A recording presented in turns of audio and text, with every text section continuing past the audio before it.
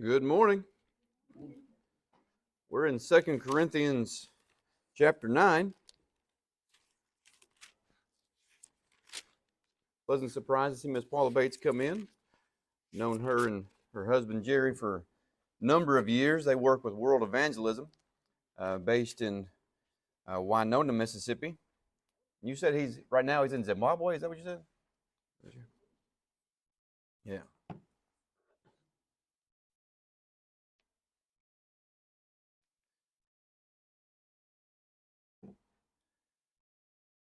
2 Corinthians chapter 9. We were just a couple of verses into this chapter when we left off. We'll back up and read first several verses here, down to verse 5 or so, and then we'll continue where we left off last week. 2 Corinthians chapter 9, beginning at verse 1. For as touching the ministering to the saints, it is superfluous for me to write to you, for I know the forwardness of your mind, for which I boast of you to them of Macedonia, that Achaia was ready a year ago, and your zeal hath provoked very many. Yet have I sent the brethren, lest our boasting of you should be in vain in this behalf, that as I said, ye may be ready. Lest haply, if they of Macedonia come with me, and find you unprepared, that we say not ye, should be ashamed in this same confident boasting. Therefore, I thought it necessary to exhort the brethren that they would go before unto you, and make up beforehand your bounty, whereof ye had noticed before, that the same might be ready as a matter of bounty, and not as of covetousness. All right. Like I said, we covered the first couple of verses last week, or Paul said it would be superfluous to continue to remind them of the need in Jerusalem, the need of the poor saints in Jerusalem, the struggles that they had. It'd be superfluous, meaning over and above. It'd be too much for him to keep reminding them of this, but he is going to remind them of what they promised to do and their responsibility toward. They were well aware of the situation, and they had responded with great zeal, making promises, apparently. And as Paul indicates in verse 2, and we mentioned it briefly last week, that the promise that the Corinthians made concerning their gift that they were going to give for the Christians in Jerusalem, it must have been very generous, because what did Paul do in response to their promise? Yes, he boasted of it and was talking about what the Corinthians were going to do to help. He used that in Macedonia. And as we noticed at the beginning of chapter 8, a few weeks ago, what had the Macedonians done? Yes, they responded in kind. And Paul made reference to how out of their deep poverty, they gave above their means, beyond their strength. And now Paul's using that to encourage the Corinthians. Do what you promised to do. I used your promise to encourage them. They responded and gave. You better follow through with your promise. So that's where we are here. The Macedonians gave beyond their power. That's back in chapter 8, verse 3. Now it's time for the Corinthians to fulfill this promise to give. Questions, comments? That's where we left off last week. All right, looking at verse 3, Paul makes reference to how he had sent brethren. Well, who had he sent? We know the name of at least one. That was Titus. We know he had sent Titus, and there were other brethren as well. We had, in fact, two unnamed brethren that were traveling with Paul and were going to be part of this carrying of the gift to Jerusalem. That's back in chapter 18, and also verses 22 and 23. But Paul's also planning to come. He had sent others ahead, but Paul's also planning to come back to Corinth, and the gift should be ready when he got there. He gave specific instruction concerning this back in 1 Corinthians chapter 16, that they were to give on the first day of the week, and they were to have that ready, that there would be no gatherings when he got there. In other words, have it ready. I don't want to have to wait but take the gathering when I get here. Have it ready. And he reminds them of this. Again, Paul's planning to come. still in verse 3 here, yet have I sent the brethren, lest our boasting of you should be in vain in this behalf. He's been boasting about him. We mentioned that earlier. He's been talking about the promise that they had made and their zeal, their commitment, that, as I said, you may be ready. Now, also going into this same thought continues into verse 4, lest haply they of Macedonia come with me. All right, now, Paul's got some people traveling with him. And apparently there's somebody from Macedonia with him, and Paul seems to be concerned. I've got people from Macedonia traveling with me. I bragged to the people of Macedonia about you. What are you going to do when I get there? He's concerned. The people of Macedonia, I thought these people were going to be generous, Paul. They're not following through on their promise. He seems to be concerned about this and reminding them of the promise. Now, who from Macedonia was with him? Well, we might have a little bit of an idea when we go back to Acts chapter 20. Acts chapter 20, verse 4. Somebody doesn't mind reading that for us.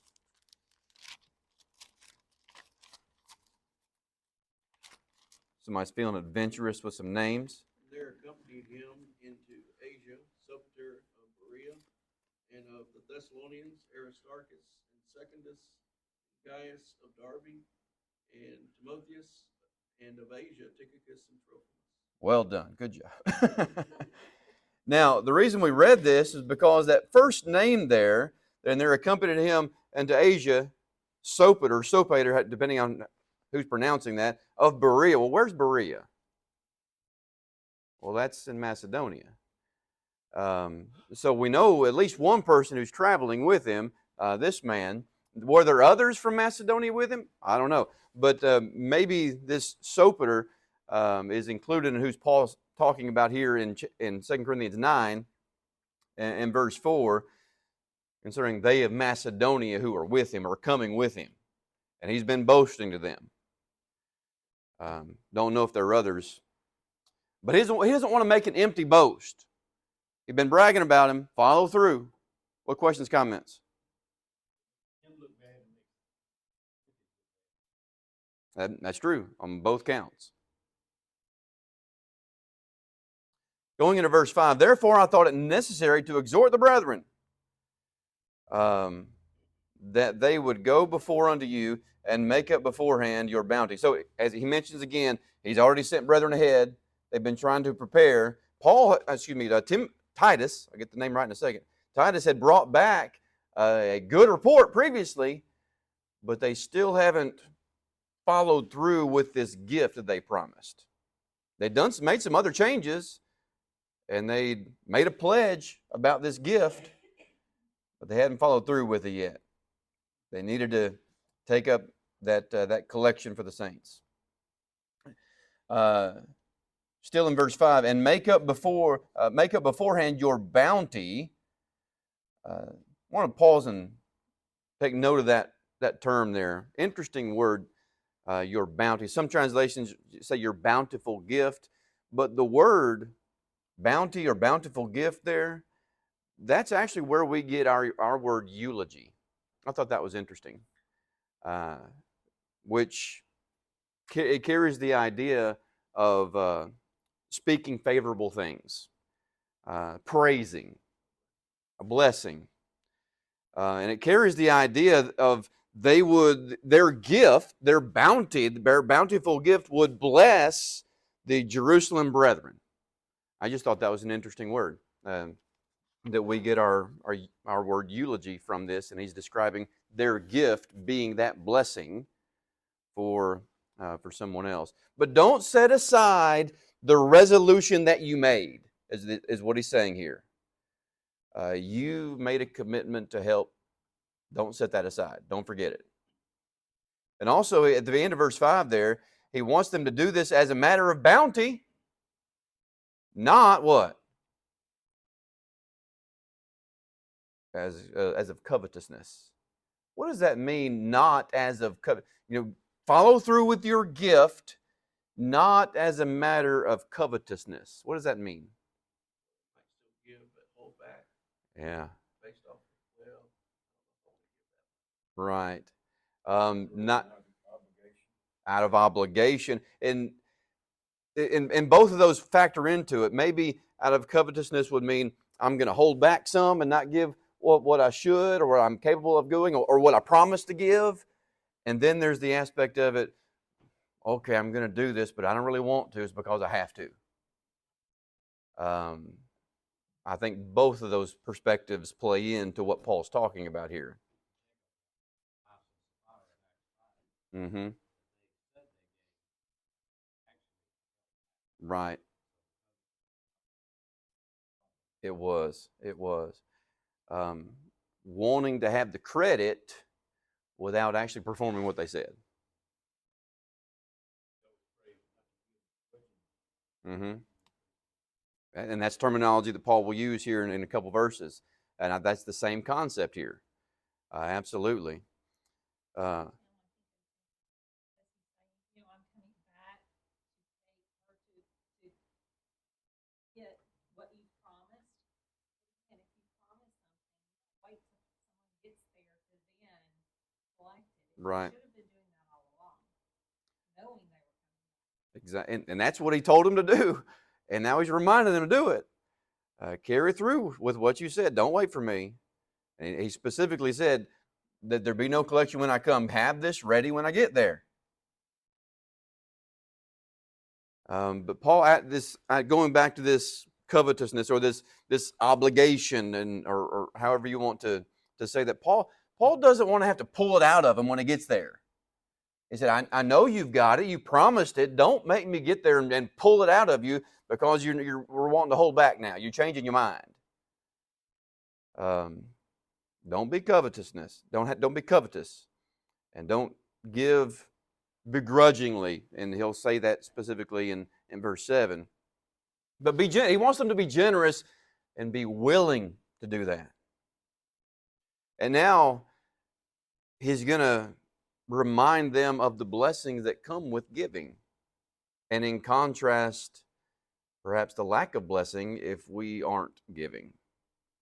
That's going into verse 6 here. He says, but this I say, he which soweth sparingly shall reap also sparingly. And he which soweth bountifully shall reap also bountifully. Principle of giving here. If we're holding back, well, what's going to happen with our blessings? They'll be held back, right? But if we're generous, we're liberal in our giving, well, that opens up more blessings. There's a principle there. And of course, he uses sowing, farming, to illustrate the point here. You sow more seed, you're likely to get more crop. If you're very stingy with your seed, well, you might regret that when it's time for harvest.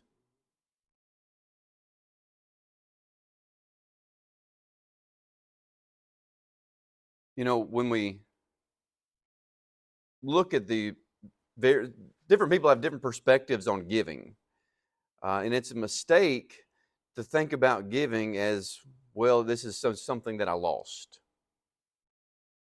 And I think this principle of sowing, farming, illustrates how that's a wrong perspective. Because when a farmer, he buys all this seed, well, I'm just going to put it in the ground and lose it. No, he understands that's not what's happening. He's not losing that seed when he puts it in the ground. It's now bringing forth with abundance, much more than he planted. And that's the principle of giving as well. It's investing in the Lord's work to bring forth a great harvest. Mm-hmm.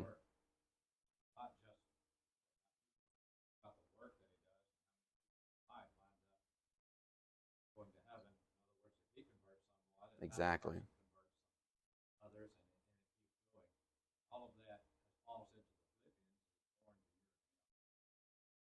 Exactly. What great fruit. What a great legacy that we had a part in all these souls. that are now saved, and that's done through a large part through our giving. Of course, other factors as well, but that work can't go on without the funding. Exactly, great point. Uh,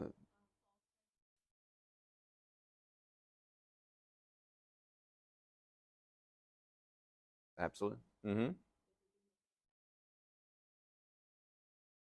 Right. And he's reminded them this is the same. He's talking about the same collection. He hasn't been back to get it yet, but they haven't collected it yet. Do what you said you're going to do. Um,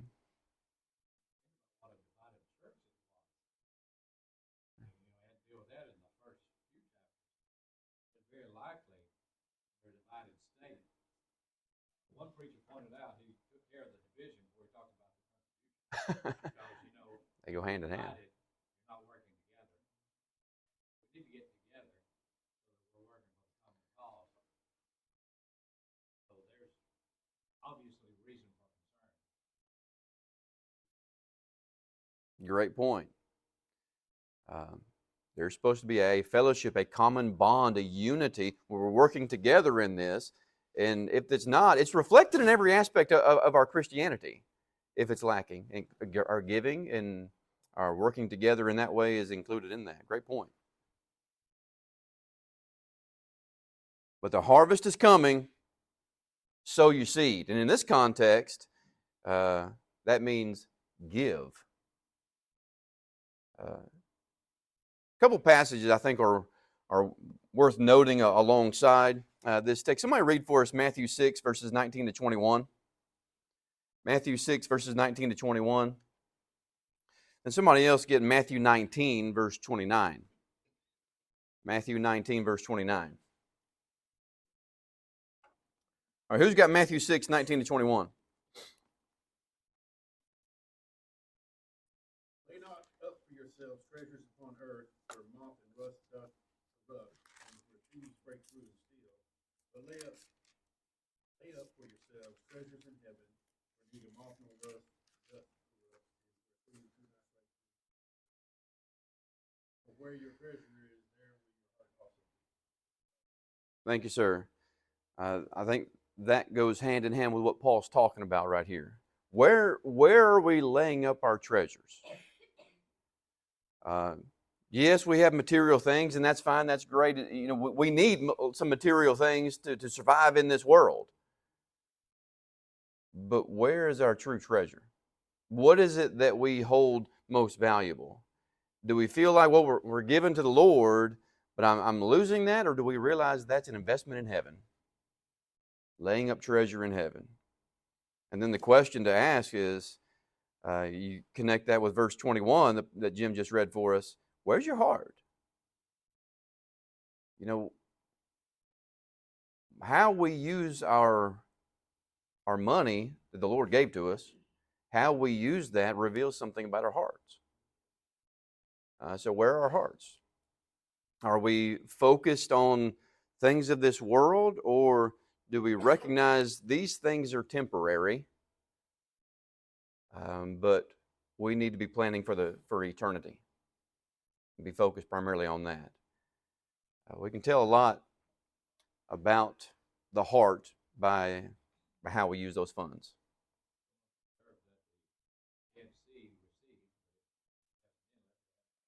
Mm. Right.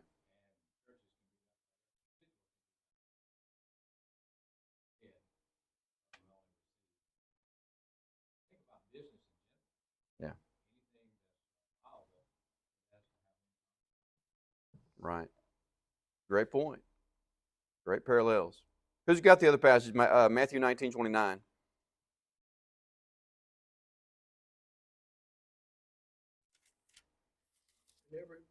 Everyone that hath forsaken houses, or brethren, or sisters, or father, or mother, or wife, or children, or lands, for my name's sake, shall receive an hundredfold, and shall inherit everlasting life. What relationship is it that we hold most valuable? The relationship that we have with our our families and friends on this earth, or our relationship with the Lord. Now, it's a great blessing to have like-minded friends and family. That's a great blessing, no doubt about it. But what relationship is first and foremost in our lives? When we have the Lord at the center of our lives, first and foremost in our lives, there's a great blessing that comes with that. And he said, you'll receive 100-fold. I think the reference there is eternal life. Not just material. We're not limited to material things here. I think the main point is eternal life there. And of course, what's the implication? If we have our relationship with our friends and family and so forth, if that's more important than our relationship with the Lord, what does that say about whether or not we receive that blessing? Well, I think that implication is pretty strong there. Questions, comments before we continue?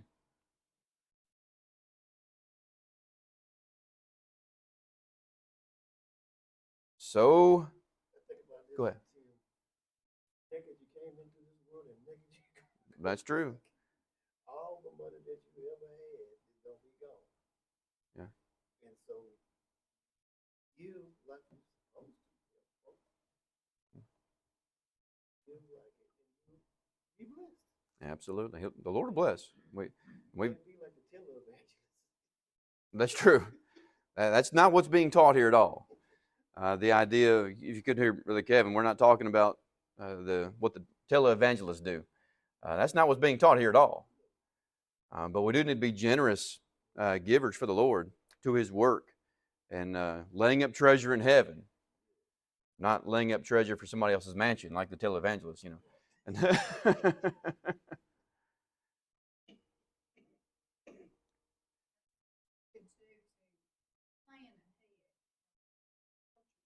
Yeah, absolutely.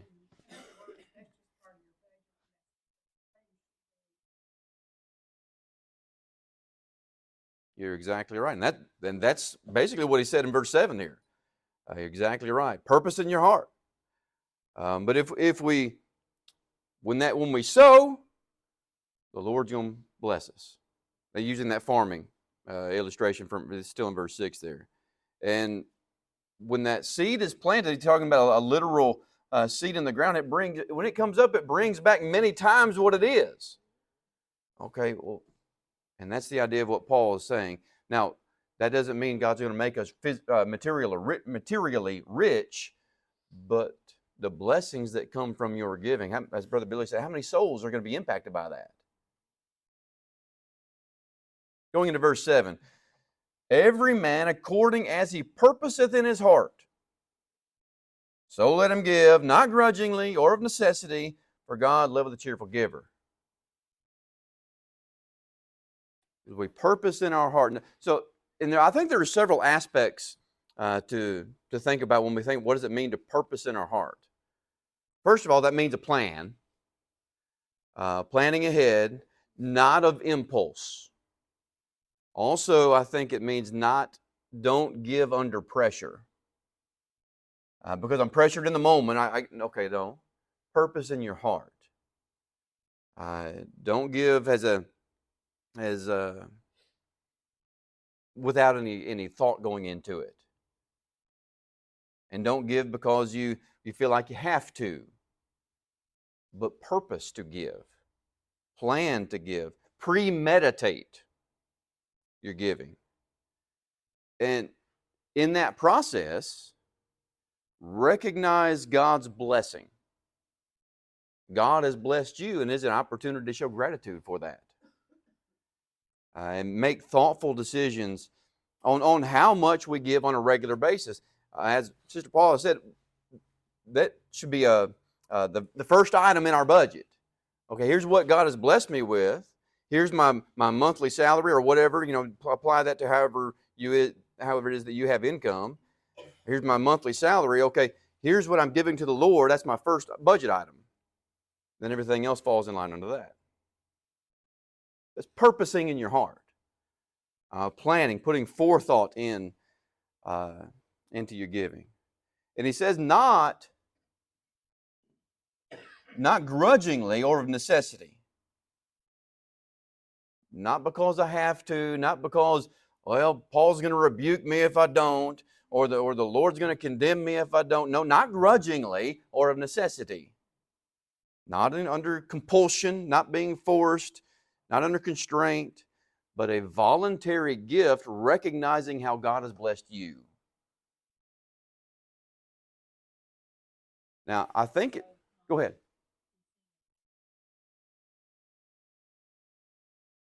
Healthy. This is what I've done. Right. So it's also not that. Great point. Not to make other people say, "Wow, look how generous so and so is." No, that's not the purpose.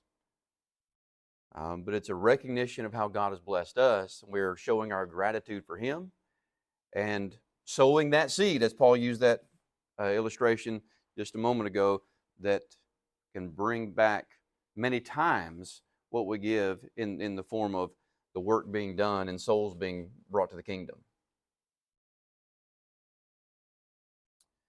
I think it's worth noting at this point a little difference between the Old Testament system of giving versus what Paul's teaching here. What was done under the Old Covenant as far as giving or something of that nature? Laid out a 10th part of everything. A 10th part of everything, and I think Jim used the word tithe. That was the system under the Old Covenant. And are we commanded a tithe today? No. In fact, what we're seeing here from Paul is exactly what the New Testament, we don't ever see a command for a 10th part. So we have a difference here. This is not of compulsion, not you need to divide this out by the fractions and so forth, but a voluntary gift. We're not told an amount. Why not? Okay, it's from the heart. It's a gift, our own voluntary gift. God willingly, cheerfully, Mm-hmm. grudgingly, and if He's told you what to do, people look at that as, oh, I have to do it. Absolutely. I think those are great points.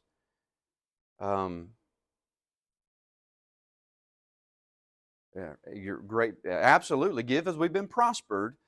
And of course, and that means there's going to be different amounts. But not everybody can give the same amount because we prosper differently.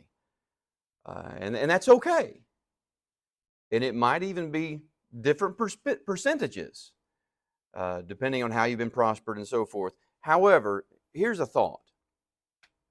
Perhaps the Old Testament tithe should be considered when we're giving. No, are we commanded to tithe? No. But I think there's something that need to be considered. I think maybe that gives us a perspective of what God considers to be a good, generous gift. I think it does. Now, are we commanded to tithe? No. But I think it gives us a perspective on what God considers a good, generous gift. And we are to be good, generous givers. So I think that's a kind of a measuring stick that we can look at when we say, okay, what should a person give to show gratitude? I think that's worth looking at. Again, it's not a New Testament command, but I think it's worth considering when we're purposing in our heart.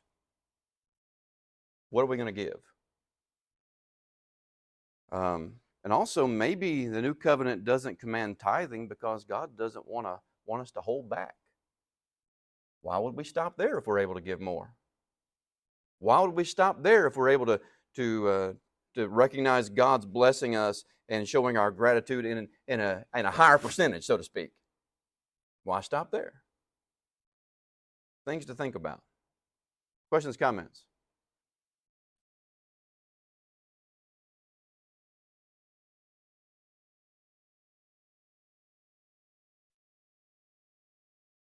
That's a great point too. There were other gifts as well above that. That's true. That it probably Mm-hmm. Take into consideration, by the way, a tenth, and I agree with you on as 10% because it's 10% of all these other things. But back under the Old Testament, that was their government. Yeah. That was theocracy. We're not under a theocracy. We have separation. In other words, their income tax, their Social Security, Right. whatever you want to call it, it was all built into that system. We compare what we give with our government. Social Security is what, 15%? 10%. Then if you added all of that in with what our contribution should be. But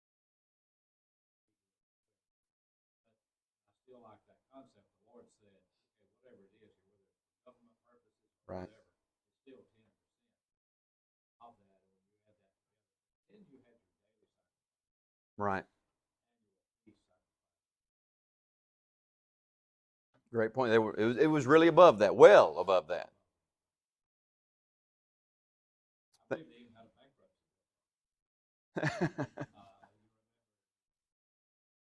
Yeah. And it was forgiven, yeah. God was taking care of his people, but at the same time, they need to be a generous people. Mm-hmm. There are many, we're not under the old covenant now, but there are many principles that we can learn concerning the character of God and the type of thing that he expects from his people. You'll learn a lot about that from Old Testament examples. And how he expects us to give is, I think, is one example of what we can learn. And in the book of Malachi, when they were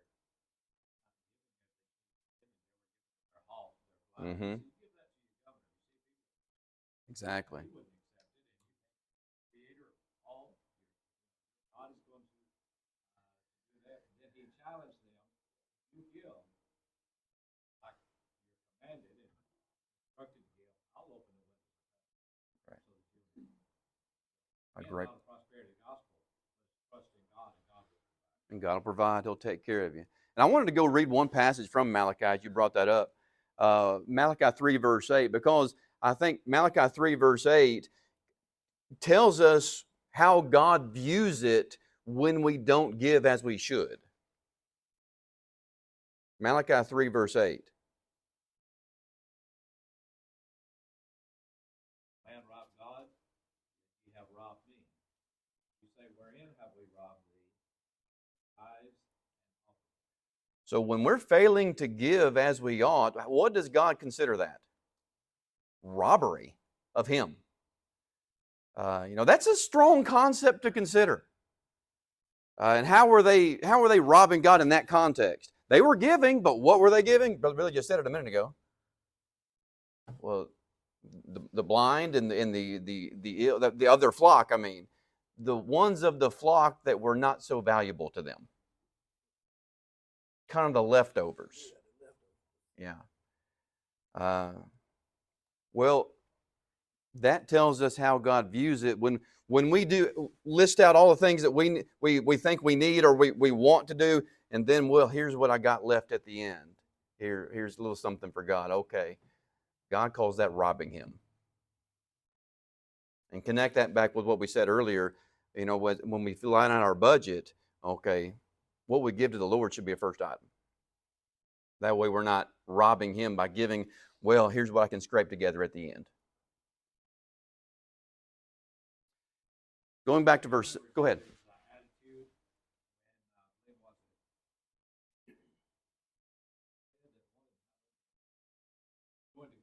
Yeah. He could sacrifice to the Lord. I'll not offer unto the Lord that of his Absolutely. That's I don't remember the exact verse. That's 1 Samuel 24 or something. But absolutely. And that it's a sacrifice. Well, it should be a sacrifice. It should cost us something. If it's just what we had left over and what we could scrape together, well, that's not costing us anything. It should be a sacrifice. Going back to verse 7 here.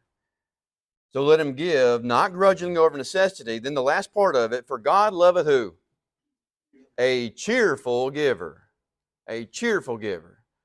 What a contrast to giving begrudgingly. Well, it's because I have to. Obligation, a cheerful giver. And I think it's interesting that that word cheerful, we actually get our word hilarious from that word cheerful, the Greek word, hilarious. And I think that shows giving should be a joy. To recognize God's blessing and our opportunity to show our gratitude and give back to Him, that should be a joy, a cheerful giver. And when we're giving cheerfully, that's in great contrast to, well, here's what I can scrape together at the end of the week or end of the month. That's a huge contrast between those two. Questions, comments? Remember how this proverb goes, but it was chicken and a hog going to breakfast. Chicken give a offering, but the hog had to give a sacrifice. Yeah. I use that in Fishers of Men. You know? That's right. The chicken can donate an egg, but that hog, yeah, he's all in to give it. But that's how we should be. We call that total commitment when we're in the Fishers of Men class when I use that illustration. Total commitment. And that's the way we should be with our lives. Not just our giving, our lives. Totally committed to Him. What other questions, comments do you have?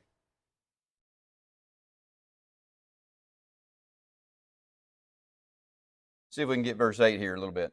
And God is able to make all grace abound toward you, that ye always, having all sufficiency in all things, may abound to every good work.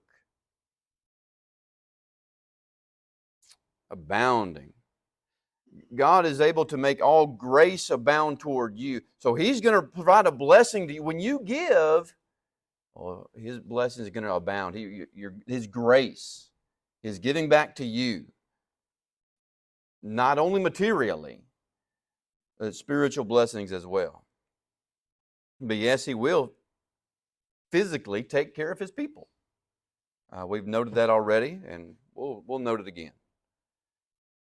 But this abounding grace, as we give, His grace abounds back to us. Think about the implication of that.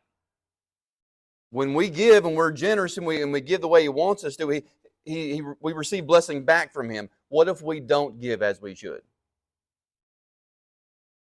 Yeah. We don't receive those blessings back that we would have received. No abounding grace if we're not responding to Him the way that we should.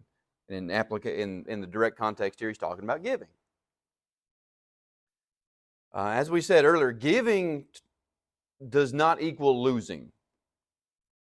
It's investing in the Lord's work, knowing that the Lord is going to provide.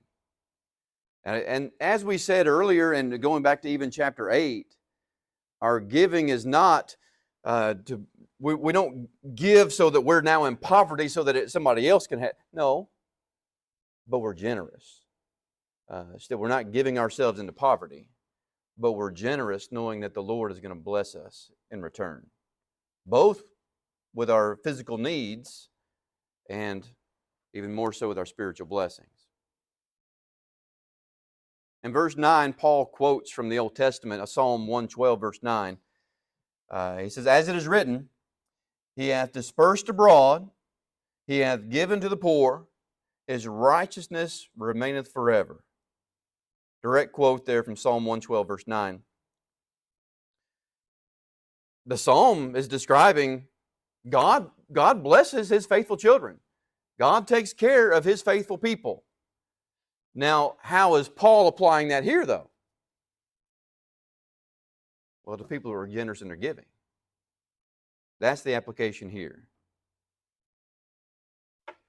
In a broad sense, yes, God is faithful to His faithful. He takes care of His faithful people. But Paul here directly applies it. Be a cheerful giver. God will bless you. All right, we'll pick up there, Lord willing, next time.